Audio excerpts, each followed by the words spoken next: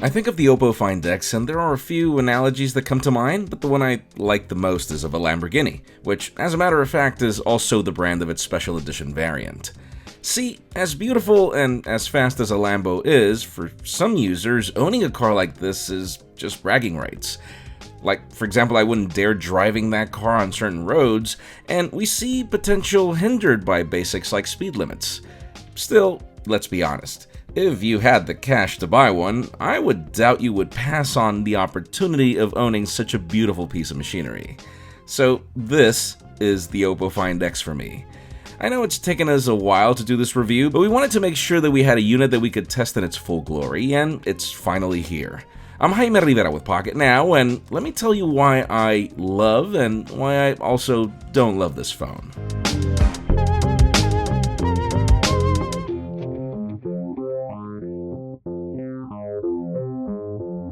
Let me start by saying one of the most important reasons why this phone matters. I have tested nearly every single smartphone this year, and the Oppo Find X continues to be one of the coolest products I've ever used. Not just phone, products. This device is proof that the fine line wasn't really dead, but instead just marinating away to leapfrog its competition one more time. It starts with the hardware. I mean, look at this phone. It is gorgeous. The curved glass finish matched with the aluminum trim, and the accents at the top and the bottom make this phone feel like no other. The green finish in the variant we received only serves to accentuate it, particularly if you look at the borders. But wait, there's more. Those of you complaining about notches will be happy to see none here. We've got a large 6.42-inch AMOLED screen that's stunning to view as much as it is to use. To make that possible, Oppo came up with the most genius solution, which is hiding all the cameras in a mechanism that reveals itself only when you need it.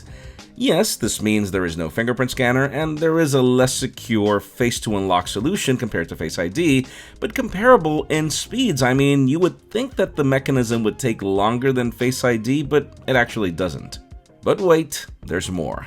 Tucked inside, we have the best specifications for 2018 with a Qualcomm Snapdragon 845, 8GB of RAM, 128 or 256 gigs of non-expandable storage, a 3730 mAh battery, and VOOC rapid charging, which is epic and now works through USB-C. Right about now, I know that you're asking yourself, why did I choose that Lambo analogy? Just like you can't drive a Lambo on every road, there are things that this phone can't do that pretty much every other flagship does, and which I would consider essential, like for example the lack of dual firing speakers, even if the single firing one is okay, the lack of any sort of water resistance, which I was also expecting given the camera mechanism, and also be ready for lint in that mechanism as it will pick that up. And last but not least, I do highly recommend you get a case, as I have never seen a phone fall off a table faster than this one.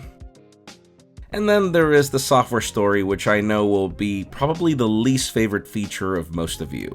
This is ColorOS, now graduated to version 5.1 on top of Android 8.1 Oreo.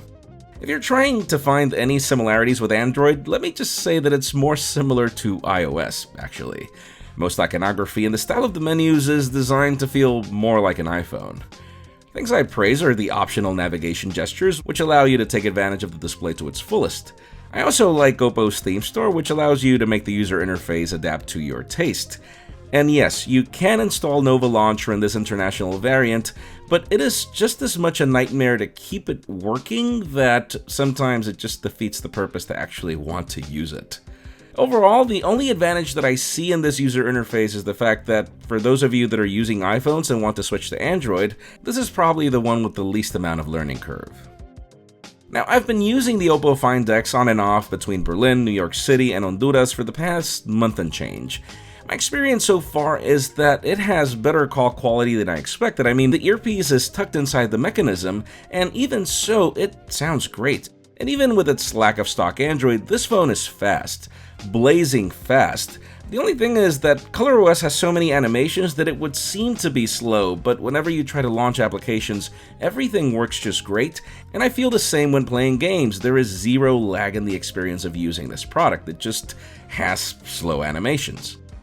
And another thing that's really surprising is that you would assume that because of its proprietary software, the battery life wouldn't be good, but it's totally the opposite. This phone really ends the day without a problem, and this is even after needing a sliding mechanism to unlock the phone every single time. I find it to be fascinating, and I also love VOOC rapid charging. It is seriously quick. Now, the camera is a very interesting combination to review. Historically, I've been very impressed with Oppo phones when it comes to color reproduction of their photos, sadly, not so much their dynamic range. In the case of the Find X, all this has been addressed to a certain degree.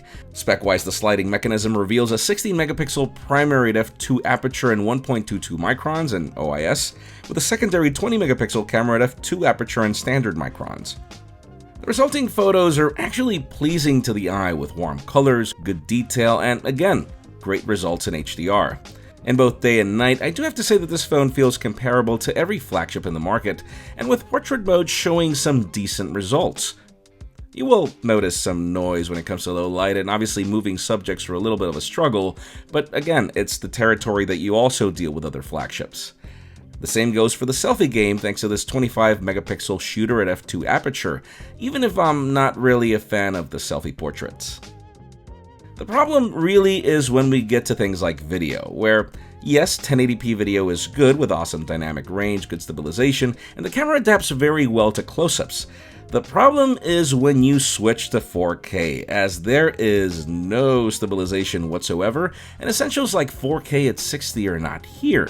And then the same can be said about selfie video, where I do like the crop, but there is no stabilization here either. So this is definitely not your vlogging phone. To conclude, let me just say this.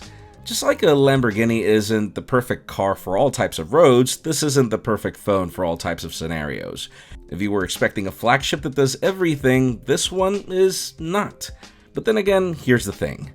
Just like the shortcomings of a Lambo are all to allow it to specialize in one particular thing, which is speed, I would feel the same about the Oppo Find X. The shortcomings are to allow its design to be possible, and I'm honestly glad that products like this exist, as smartphones were definitely starting to get boring. I know people will debate things like the $1,000 price tag for a phone in 2018 because, yes, I know competing devices have essentials like water resistance, dual firing speakers, wireless charging, etc., all things that the Oppo Find X does not have.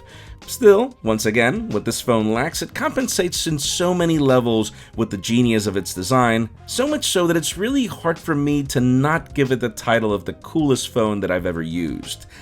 Is it worth the money? I would say that it is. Just like in the case of a Lambo, the Oppo Find X deserves not to be compared. It might not be perfect, but it definitely gives me a solid glimpse into the future, and I really, really like where things are going.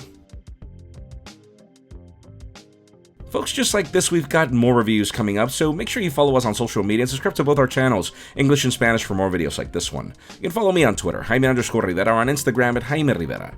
Please give this video a thumbs up if you like what you saw. I'm Jaime Rivera. Thanks so much for watching. We'll see you on the next one.